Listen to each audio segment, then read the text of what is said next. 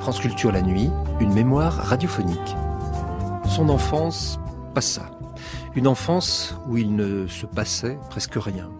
Rien de rugueux. Une enfance paisible, trop paisible, morose. Je suis très heureux, disait Jacques Brel au micro de Dominique Arban en 1967. Très heureux d'avoir eu une enfance morose. Si on a eu une enfance heureuse, après, ça doit être terrible. Il parlait de ce monde purement imaginatif de l'enfance où il avait été le roi et l'esclave de ce monde. Je ne m'aimais pas, disait-il. Je n'attendais rien.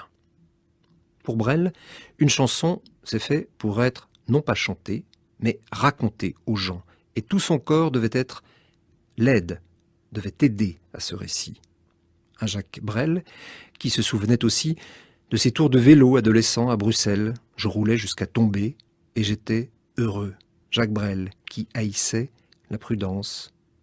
Il parlait du music-hall, ce mot qui ne voulait rien dire selon lui. Ce music-hall qui donnait une sorte de relatif pouvoir. Et bien sûr, il parlait des femmes. Les garçons dans leurs rêves, les femmes dans leurs frissons. Voici une série d'entretiens avec Jacques Brel proposée par Dominique Arban les 16, 23 et 30 juillet 1967 sur France Culture.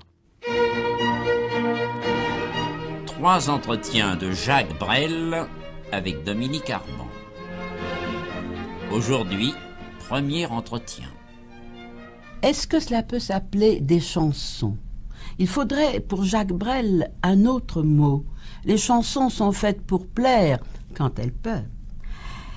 Mais celle de Jacques Brel l'exprime peut-être entièrement. Ce sont de petits mondes à l'intérieur desquels il nous dit sa vérité, clame ses plaidoiries et ses réquisitoires, et il s'y livre âme et corps en une sorte de dramaturgie en miniature, mais totale, puisqu'il est non seulement le compositeur, l'auteur, la voix, mais encore le lieu scénique.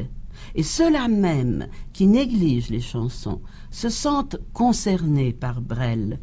C'est pourquoi j'ai voulu parler de lui avec vous, Jacques Brel, et pour vous connaître mieux, je voudrais que nous revenions vers ce petit garçon que vous avez été et à un thème que vous reprenez maintenant dans votre très belle chanson « Mon enfance ». C'est le Far West. Je voudrais que nous y allions dans votre Far West. Mais en réalité, il n'y a jamais eu de Far West. C'est-à-dire que j'ai toujours eu une recherche d'une espèce de Far West, parce que c'était l'époque. C'est-à-dire que l'enfance, c'était la grande époque des cow-boys indiens, enfin, Et j'ai toujours préféré les Indiens. Je ne sais pas pourquoi. Enfin, à l'époque, j'aimais déjà beaucoup les Indiens. Je continue à aimer les Indiens. Oui, j'aime pas beaucoup les cow-boys. J'aime bien les Indiens. Et à ce moment-là, j'essayais, à force de fouiller des terrains vagues, à force de ne pas voir les hommes comme ils étaient, je m'inventais des chefs indiens et puis des cow-boys aussi. Les cow-boys, c'était surtout ma famille. Mm-hmm. Et puis, je m'inventais toutes sortes de paysages, enfin, ce qui est assez compliqué à faire quand on habite la Belgique, parce que ça se prête pas beaucoup à une transposition. Mais vous aviez quel âge quand vous avez lu Fenimore Cooper ? Oh, je devais avoir... Non, il y a un bouquin qui m'avait fortement frappé, c'était Billy ou la fumée. Et c'est quoi ? Jack London. Ah oui. Et j'avais lu ça, je devais avoir 10, 11 ans, 12 ans, enfin quelque chose comme ça. En réalité, j'ai eu une enfance où il ne se passait presque rien. Il y avait un ordre établi, assez doux. C'était pas rugueux du tout, c'était pas dur du tout. C'était paisible et forcément morose. Oui, trop, bien sûr. Enfin, ça, on ne le sait qu'après. J'étais fils de bourgeois, mais ça aussi, je ne l'ai su que longtemps après, puisque pendant la guerre est arrivée au moment où j'aurais dû me rendre compte que j'étais fils de bourgeois, et la guerre a fait qu'il n'y avait pas plus de fils de bourgeois que d'autres choses. On était surtout soi-même pendant la guerre. Donc j'ai su que j'étais fils de bourgeois que très longtemps après. Il y avait quand même une espèce d'isolement de ce petit garçon dans sa famille. Je pense à ce vers, justement, de mon enfance, les hommes au fromage, etc., qui ne me savaient pas. Donc il ne le savait pas parce que je crois que c'est assez normal. Je vivais dans un monde d'adultes. Mes parents étaient assez âgés. Vous étiez le seul enfant? Non, deux. Mais mon frère est toujours plus âgé que moi, donc il y avait assez peu de contact. Et il y avait des valeurs mises en avant, enfin des valeurs que eux respectaient infiniment et qui ne m'intéressaient pas. Il y avait une valeur d'argent certainement qui dominait tout ce milieu. Mais ça aussi, je ne l'ai su que longtemps après. À 11 ans, c'est absolument rien de tout ça. Je trouvais ça triste. Et je trouvais ça sans imagination. Je trouvais que ces gens se donnaient beaucoup de mal pour une chose que j'ignorais. Alors, on se désintéresse assez facilement de ces choses-là, je crois. Et quel était votre monde à vous, votre monde d'enfant? Il était purement imaginatif. Pas d'amis, pas de... Si, mais des amis que je dirigeais essentiellement. C'est toujours un côté tyrannique. Enfin, un peu. Alors j'avais on peut pas parler d'amis à cette époque-là, des camarades, enfin. On dirait des copains, je crois, maintenant. Hélas. Et non, pourquoi? Il y a le mot pain dedans, c'est pas vilain. Et puis, je m'inventais des petites guerres, je m'inventais des aventures. J'aimais bien raconter des histoires entièrement fausses, enfin, entièrement... Je rêvais de Chine. Entièrement... Oui, je rêvais de Chine, c'est ça. Je rêvais de la Chine. Alors, voyez-vous, la question que je me pose, quand un enfant rencontre une image et que cette image l'accompagne après tout au long de sa vie, je pense qu'il y avait dans cet enfant quelque chose de préalable et que ce n'est pas le hasard d'une lecture, mais une rencontre véritable entre le thème de cette lecture et ce qu'il y avait en vous, je veux dire, qu'il y avait en vous ce Far West initial. Vous étiez déjà quelqu'un qui avait besoin de cette autre chose, un ailleurs. Oui, d'ailleurs, on ne peut pas parler de rencontre avec des lectures parce qu'en fait, je lisais très très peu. Parce qu'il y a des familles où on lit très peu. Non, mais vous aviez lu ce livre, vous avez trouvé ce Oui, mot, mais c'est pas ça, ça n'a pas provoqué. Ça n'a pas provoqué. C'est bien ce que je veux dire. Un choc. Non. Ça provoque plutôt. Enfin, ce que je lisais à l'époque, je le déformais tellement que j'y cherchais un cautionnement. Nous sommes tout à fait N'est-ce d'accord. pas? Puis, moi, j'avais envie. Mais je crois que pour avoir des rêves, il suffit d'être isolé, vous savez. Mais c'est ce rêve-là. Et c'est ce rêve-là, au fond, qui dirige. Non, mais j'aurais pu en prendre un autre, je crois. Ça aurait été la toison d'or. Je me sentais parfaitement seul. Donc, le monde que je m'inventais je devais en être à la fois le roi et l'esclave. C'est ce que vous êtes actuellement dans votre vie. Et c'était très bien comme ça, parce que très vite, je n'ai plus attendu, si vous voulez. Plus attendu? Je n'ai plus attendu, parce que la guerre est bien tombée, enfin pour moi finalement. Oui, j'ai plus attendu. Je crois que j'ai jamais rien attendu. Vous voyez, pour dire ça bêtement, je m'aimais pas. Ça n'a pas changé. Je ne m'aimais pas, donc je n'attendais rien. J'ai jamais compris que les gens puissent attendre quelque chose. Rien n'attend. Ou alors il faut le faire. Ça, bien sûr. C'est-à-dire, vous voulez dire qu'il n'y avait pas d'espérance? J'espérance, j'ai jamais su ce que ça voulait dire. Honnêtement, je plaisante pas. L'espérance, le désespoir, enfin tout ça, ça ne m'évoque absolument rien. Mais je m'inventais un monde qui me suffisait. Vous étiez où seul. Je devais essayer de me débrouiller. J'étais seul. Ça, je le constatais. J'étais assez seul. Et le rêve que j'essayais de communiquer se heurtait à des chiffres ou à des raisons d'État ou à des raisons... Enfin, des raisons qui n'étaient pas les miennes. Donc, je devais me débrouiller tout seul. Alors, quand... Ça n'est pas triste du tout, hein. Ça n'est pas triste du tout. C'est morose et je suis ravi d'avoir eu une enfance morose. Ça va être abominable d'avoir une enfance heureuse parce qu'après, vraiment, c'est terrible. Mais alors, quand, à 24-25 ans, vous avez quitté ce confort, cette vie établie, cette aisance, et pour vous enfoncer avec de quoi vivre, je crois, 3 ou 4 mois, et vivre très mal dans cette jungle qui était le Paris de la chanson, eh bien, vous avez rencontré, non pas 3 ou 4 mois, vous avez rencontré des années de difficultés, laissez-moi dire, parce que ce qui est intéressant dans l'histoire, c'est que vous avez abandonné tout pour, en somme, un point d'interrogation. Je voudrais bien, si on peut rejoindre ce quelque chose en vous qui réclamait si fort. Je pense que quand même, faire des chansons, c'était un moyen, mais que le but profond, ça devait être autre chose. Bien sûr, bien sûr. Alors quoi? C'est vraiment trop idiot de quitter n'importe quel coin du globe pour arriver à Paris et faire des chansons. Alors qu'est-ce Il faut que une c'était qui arrière-pensée. réclamait en vous un besoin de quoi? C'était la continuité de ce rêve, enfin. Voilà. C'est N'est-ce bien. pas? Ça, il n'y a aucun problème. Alors là, vous me parlez de difficultés et tout. Je ne suis pas du tout un héros d'avoir quitté tout ça. Moi, je ne savais pas du tout ce qu'était Paris. J'y étais venu une fois, je crois. Je ne savais pas du tout ce qu'était Paris. Je savais encore moins ce qu'était la chanson. Et je suis parti. Cet acte relève plus de la folie. Ah oui, mais la persistance. Mais ça, il suffit d'être orgueilleux, et puis c'est tout. Enfin, il suffit d'être logique. Là, écoutez, je vais requitter la chanson, je me relance dans des aventures. Enfin, dans une aventure. Ne me demandez pas de bonnes raisons. Mais c'est la même histoire. C'est de la folie, c'est mon toujours. rêve. Il arrive un moment où ce rêve n'est plus suffisant. Enfin, c'est comme un drogué, il faut augmenter la dose. Mais c'est exactement Et c'est la même très démarche. logique. Vous avez besoin d'autre chose tout le temps. Non, pas d'autre chose. De la même chose, mais plus violemment, d'une manière plus absolue. Et c'est On est autre- de plus en plus seul, donc là, il faut compenser de manière de plus en plus forte. Et ce quelque chose, vous pourriez le définir? C'est un C'est ailleurs. comment c'est quelque chose? Eh bien, c'est quelque chose dont que vous avez besoin J'ai de envie d'être un rejoindre. outil, c'est tout. Hein? J'ai envie d'être un outil. De quoi? Un outil. De quoi? Oh, ça m'intéresse pas beaucoup, ça. Il faudrait que je m'aime pour savoir de quoi. Il faudrait que je choisisse. J'ai envie d'être un outil. J'ai une envie d'aimer qui est abominable. Et je trouve, à cause de l'âge, je parle maintenant, et c'est ce qui est arrivé quand j'avais 24 ans. 24 ans, on n'est plus quand même tout à fait crétin. Enfin, on commence à soupçonner d'autre chose. Ce besoin... J'arrivais déjà à aimer de moins en moins de choses et de gens par rapport à mes 15 ans. Alors il m'a fallu choisir.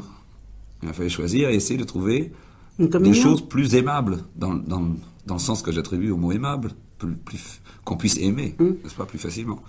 Et maintenant, c'est la même Et chose. quoi alors? La salle, les salles, vous ont donné cela, Ah cette oui, communion? par les salles, je m'en fous des salles. Je m'en fous des salles et ça n'a aucune importance.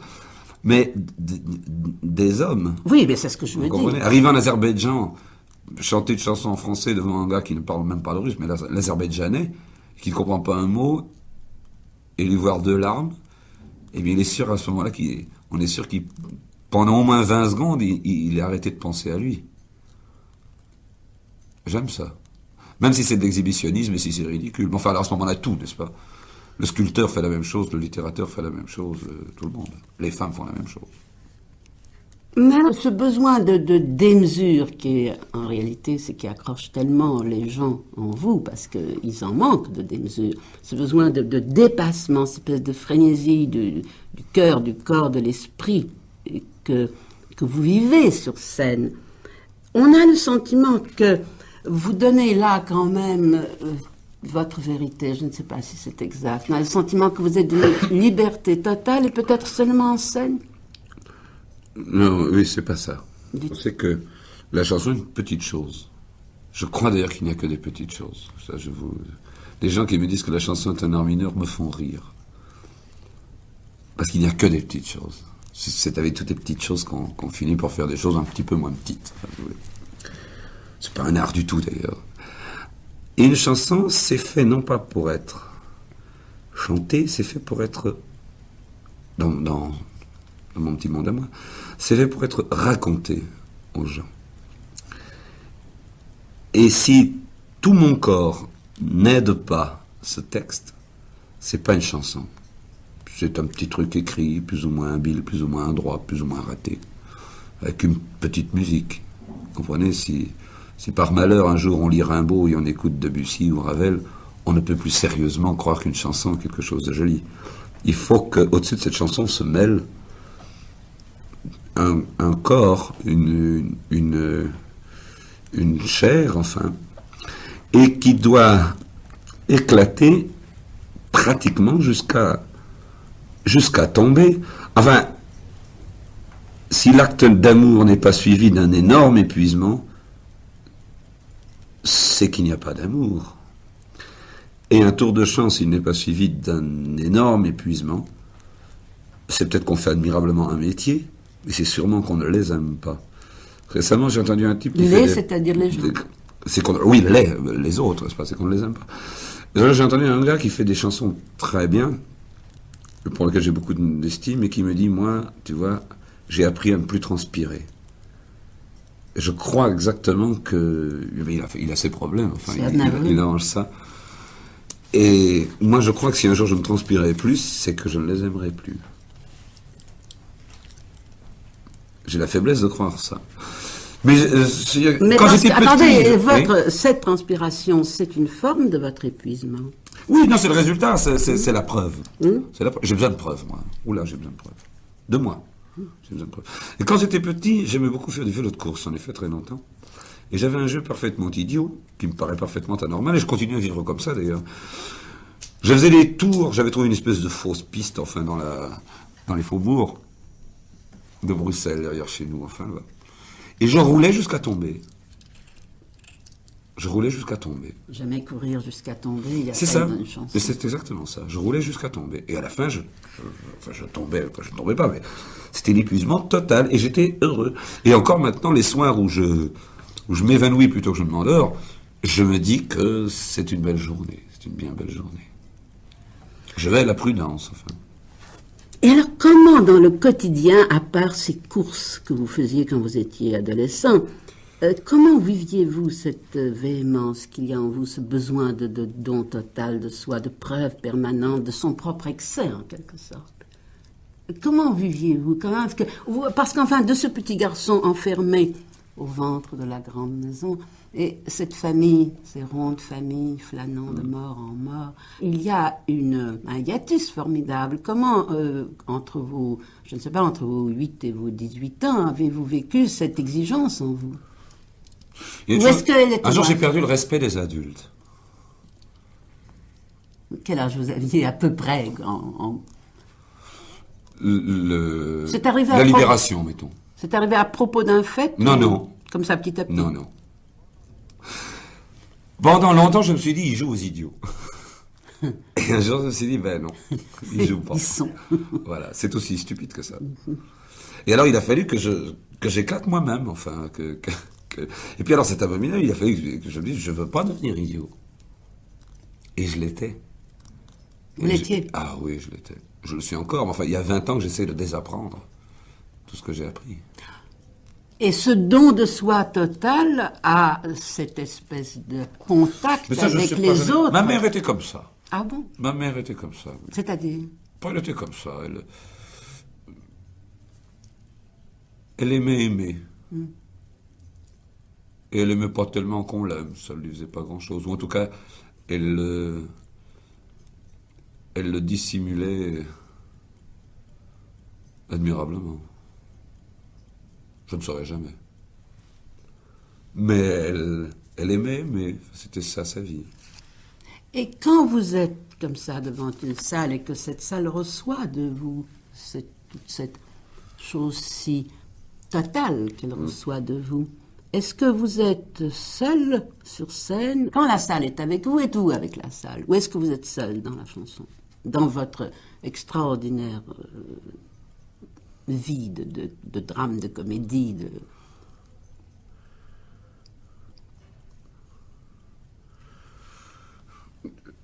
Moi, j'ai un petit peu l'impression... Je suis plus près de la salle que de la scène. Mais analyser tout ça est une chose impossible. Et que je ne veux pas non plus. Je ne veux pas trop savoir. Mais vous vous sentez plus libre quand vous êtes sur scène? Non, pas du tout. Pas du tout. Non. Je me sens comme un peu responsable des 2000 types qui sont là. Ah oui, ça c'est la responsabilité si on y venait. Ouais. Parce que... Mais pas tout à fait, tout ça est beaucoup plus flou. Oui. Si j'avais trouvé les mots à tout ça, il y a 10 ans que je ne chanterais plus. Il y a une autre forme de ce Far West en vous, moi je crois, c'est toujours évidemment une donnée naturelle en vous. Mais cette nostalgie d'un monde où disons, Buffalo Bill ne triompherait pas toujours du bon sauvage. Et on dirait toujours dans votre besoin de justice dans le monde qu'il y a d'abord une blessure, une douleur, et puis après la fureur. Est-ce que cette protestation est née d'une offense aux autres, à vous? Comment c'est venu? Est-ce que vous étiez un petit garçon qui a eu à souffrir des choses? Pas du tout, semble-t-il. Comment est-ce que c'est venu? C'est venu de ce que... J'ai toujours été stupéfait de voir qu'on ne laissait pas faire aux gens ce qu'ils avaient envie de faire. Moi, j'ai toujours trouvé normal, qu'on fasse ce qu'on a envie. Oui, mais enfin, votre Et le protège- monde s'occupe de tout le monde. Sauf de lui, très souvent. Le monde s'occupe de tout le monde. Et Buffalo Bill, c'est le type qui va dire à l'Indien, tu es un salaud. Et on ne sait pas du tout pourquoi cet Indien est un salaud. C'est un brave homme qui vit d'une manière archaïque. Et attention, je ne suis pas amoureux des Indiens, ça n'a rien à voir. C'est un bête symbole parce qu'il faut de temps en temps se trouver une phrase qui corresponde à ce qui fait un peu peur le soir dans son lit. Et pourquoi pas foutre la paix aux gens? Voilà une chose qui m'a... C'est pas la question de foutre ou non la paix, c'est la question que vous êtes quand même un justicier. La plupart de vos chansons, je n'y peux rien. Je pousse des petits cris d'indignation. Voilà. Quand je suis en forme, quand je suis dans mon état normal, je pousse des petites colères, enfin des cris d'indignation. Et quand je ne suis pas en forme, j'ai envie d'être un sous-marin. Pour être seul. Ah, j'ai envie d'être un sous-marin. En Vivre ma sous-marin vie. ou un sous-marin?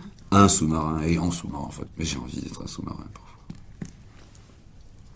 Au fond, ces autres que vous aimez tellement, vous les aimez? Ah oui, je les aime. Alors, ce besoin de les fuir? Ah ben les jours où on a trop mal, on n'arrive plus à Oui. aimer. Hein, ça... Mais c'est C'est pas besoin de les fuir, d'ailleurs, j'ai pas du tout besoin de les fuir. J'ai au contraire le besoin de les affronter.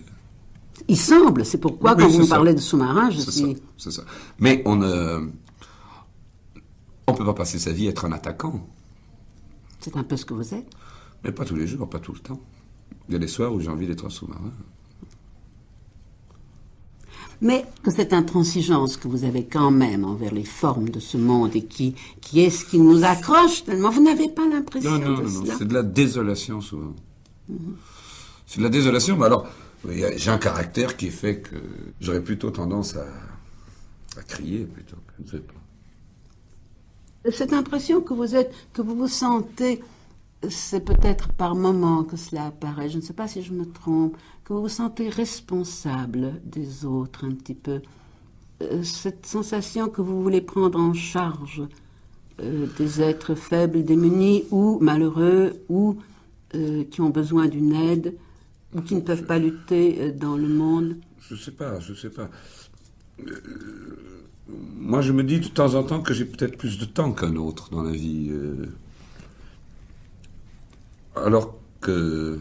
Je crois qu'on a des pouvoirs momentanés. Je crois que les hommes ont des pouvoirs momentanés, vous comprenez? Alors là, je suis très déformé par l'activité que j'ai depuis 15 ans. Et il se fait que le music-hall, ce mot qui ne veut rien dire, que le music-hall donne un relatif pouvoir qui n'est pas d'un niveau extrêmement élevé, n'est-ce pas? Mais le donne. Si un jour vous pouvez aller chanter, c'est aussi stupide que ça, mon raisonnement. Si un jour vous pouvez aller chanter, vous allez chanter à l'œil, et que, parce que vous chantez gracieusement, n'importe comment, enfin, il y a des tas de mots imbéciles qui disent ça, des gens peuvent partir avec 2 millions pour s'occuper de petits vieux ou de petits mômes. Moi, vous comprenez, tous les raisonnements philosophiques s'effondrent. 2 millions à donner à manger à des petits vieux, ça prime n'importe quoi. Voilà un pouvoir momentané. Après, des gens viennent me dire que mes chansons, c'est pas ceci, c'est pas cela. Je m'en contrefiche. Qu'est-ce que c'est que le jugement d'un homme à côté de 2 millions dans une assiette? C'est imbécile, c'est puéril ce que je dis. Mais j'ai quand même, je n'ai pas encore rencontré un argument sérieux m'interdise de faire ça. Et alors cette bonté, C'est pas de la bonté. Non, bon, c'est votre C'est façon pas de la d'être. bonté. Je soigne ma bonne conscience. C'est absolument tout.